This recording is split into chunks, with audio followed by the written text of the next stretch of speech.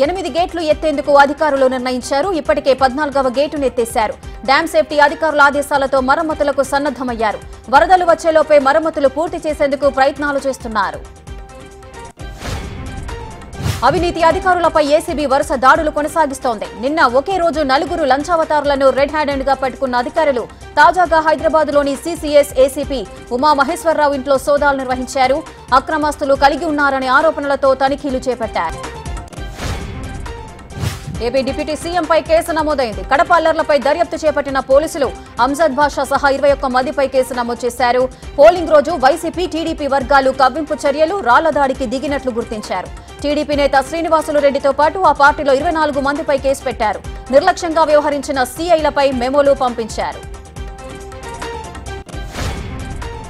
అనంతపురం జిల్లాలో రాయదుర్గంలో ఎన్ఐఏ సోదాలు నిర్వహించింది. రిటైర్డ్ హెడ్ మాస్టర్ అబ్దుల్ ఇంట్లో తనిఖీలు చేపట్టింది. గత కొంతకాలంగా బెంగళూరులో ఉంటున్న అబ్దుల్ కుమారులు కనిపించని కారణంగా ఎన్ఐఏ విచారణ చేపట్టింది. వారికి ఉగ్రవాదులతో ఏవైనా లింకులున్నాయా అనే కోణంలో ఆరా తీసింది. ఆంధ్రప్రదేశ్లో అత్యధిక సిజేరియన్ ఆపరేషన్లు చేసిన ఆసుపత్రులకు నోటీసులు జారీ అయ్యాయి. 125 ఆసుపత్రులకు నోటీసులు జారీ చేసింది ఏపీ వైద్య శాఖ. అత్యధికంగా సిజేరియన్లు చేయడానికి కారణాలు తెలపాలని ఆసుపత్రులను ఆదేశించారు. దేశవ్యాప్తంగా సంచలనం సృష్టించిన రేవ్ పార్టీపై బెంగళూరు సిపి కీలక వ్యాఖ్యలు చేశారు. అనుమానితుల బ్లడ్ శాంపిల్స్ సేకరించామన్నారు. 2 నటులు ఈ పార్టీలో దొరికారన్నారు. రేవ్ పార్టీకి డ్రగ్స్ తీసుకొచ్చిన 5గురిని అరెస్ట్ చేశామన్నారు.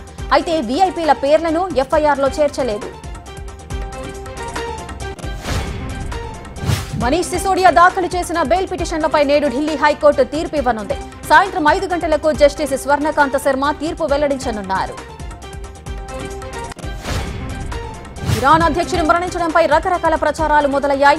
వారసత్వ పోరు కూడా రైజీ మరణం వెనుక ఉండొచ్చనే కథనాలు ప్రచారంలోకి వచ్చాయి.